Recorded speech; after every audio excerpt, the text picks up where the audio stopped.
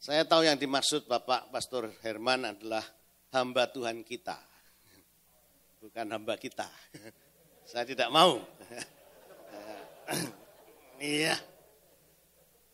Saudara percaya bahwa tidak ada yang kebetulan terjadi bagi anak-anak Tuhan. Amin. Per orang $280, $280 ke sini itu cukup mahal. Betul ya? Khususnya untuk student. Lalu perjalanan yang 5 jam itu sangat melelahkan. Bahkan mungkin ada yang ikut ini bertengkar dulu suami istri. Juga mungkin ada yang bertengkar dengan pacar. Ikut tidak, pilih retreat atau pilih pacar. Dan ada banyak alasan yang lain, tapi akhirnya toh saudara sampai di sini, heran enggak? Saya sampai di sini pun bukan kebetulan. Saya sudah lama diundang Pastor Somi. Pak Andreas bisa kapan melayani retreat? Kapan itu? Wah, Thanksgiving. Wah, lama, jauh, mahal juga. Gitu. Kecuali ditanggung semua biaya. Saudara. Tapi puji Tuhan akhirnya saya bisa sampai di sini. Saudara. Bukan kebetulan.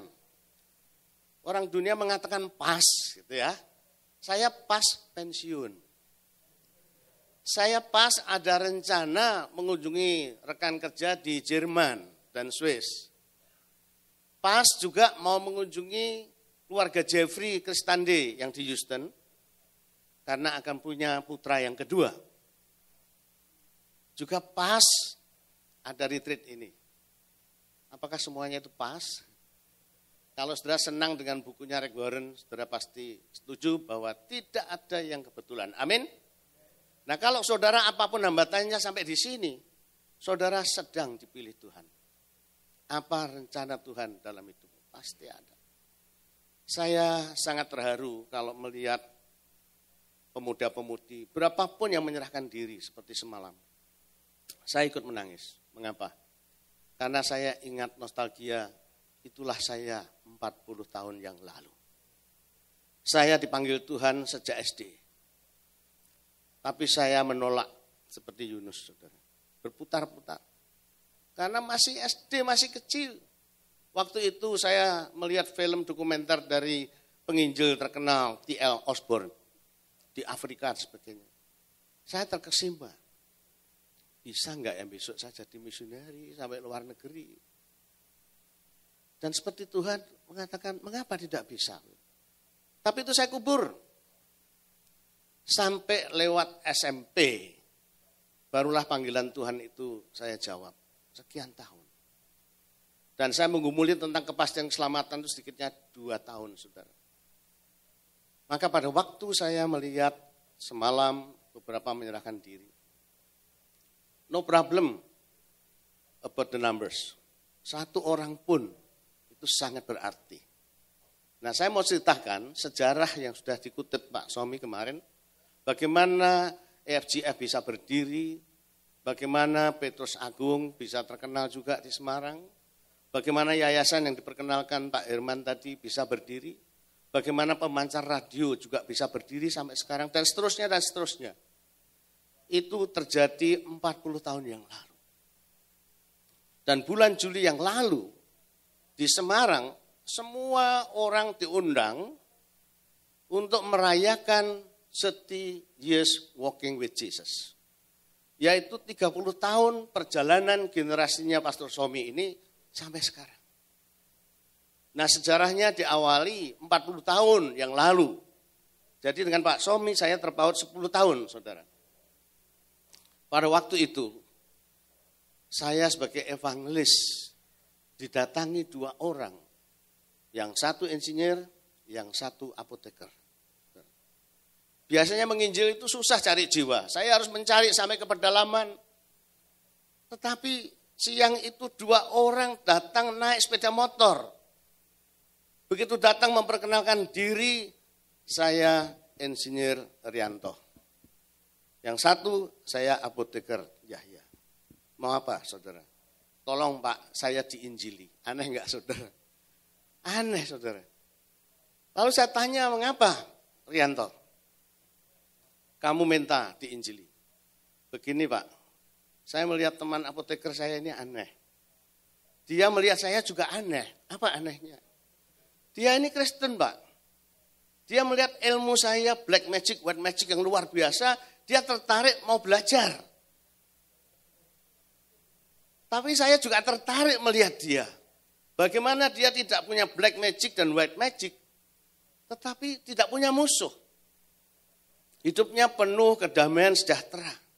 Saya kok tidak punya itu walaupun selalu menang dalam pertandingan. Tangan saya panas kalau tidak berkelahi. Bagaimana Pak supaya saya bisa memiliki damai sejahtera yang dimiliki saudara saya ini? Lalu saya tanya kepada saudara Yahya, mengapa kamu bawa dia ke sini? Ya saya tidak bisa melayani dia Pak. Karena sebetulnya saya tertarik mau ikut ilmunya. Lalu saya katakan kepada Rianto, oh gampang, kalau kamu ingin dapat sejahtera, buang ilmumu. Black magic, white magic, terima Kristus. Begitu Pak. Gimana caranya? Gampang. Kamu mau tidak? Saya tantang, kamu mau enggak? Buang ilmumu, terima Kristus, kamu pasti mengalami damai sejahtera seperti itu. Mau, saya ingin damai sejahtera. Apa artinya hidup menang tapi selalu begini? Kalau begitu serahkan jimatmu. Semua jimatnya diserahkan, dibakar. Waktu itu dia diantarkan Beli Sindoro, kenal? Ya. Lalu sudah diserahkan semua. Tapi saya diberi marifat masih belum semua. Mantranya. Maka saya tantang, Sindoro, serahkan juga mantramu. Tidak bisa Pak, tidak bisa. Tidak bisa atau tidak mau. Sulit Pak, ini sudah mendarah daging, sudah hafal. Tidak apa-apa kalau sudah hafal kamu harus bisa mengatakan. Pak, sumpahnya berat. Mengapa beratnya? Kalau mantra ini sampai saya ucapkan, saya akan mati. Dan yang mendengar juga mati. Siapa itu? Saya dan Beli Sindoro. Pada waktu itu saya sempat grogi juga, saudara ya. Manusiawi kan, ya. Tapi Roh Kudus mengingatkan saya, nah ini pentingnya firman Tuhan. Matius 28 berkata apa? Segala kuasa di surga dan di bumi diberikan kepadaku. Pada waktu saya mendengar firman Tuhan ini, menjadi rema iman saya tumbuh. Jangan takut. Langsung saya katakan kepada Sindoro, aku siap mati. Kamu mau mati tidak? Wah, dia bingung dia. Setelah berapa saat dia akhirnya berkata, iya, tapi jangan di sini. Mengapa begitu? Nanti adik saya mati. Ya sudah kalau gitu masuk ke kamar saya. Lalu Beli di luar, Sindoro ini, Rianto Sindoro, saya persilakan masuk ke kamar. Kami duel, saudara, di dalam kamar. Silakan kamu bertelut, saya juga akan bertelut. Ucapkan mantramu, saya tengking dalam nama Yesus. Dia bertelut sampai lama. Dia konsentrasi, saya juga konsentrasi. Kok tidak dengar bunyi apa-apa, tidak terjadi apa-apa. Saya jadi melek, saudara. Saya jadi melek, kok dia dingin kaku. Payah nih kalau mati di kamar saya urusan polisi ini, gitu ya. Lalu saya bangunkan dia dalam nama Yesus, bangun. Ternyata masih hidup. Masih hidup. Dia bilang, Pak, heran Pak, kok bisa hilang? Kamu jangan main-main loh. Saya sudah berani mati, kamu tidak berani mati. Bukan begitu Pak, hilang.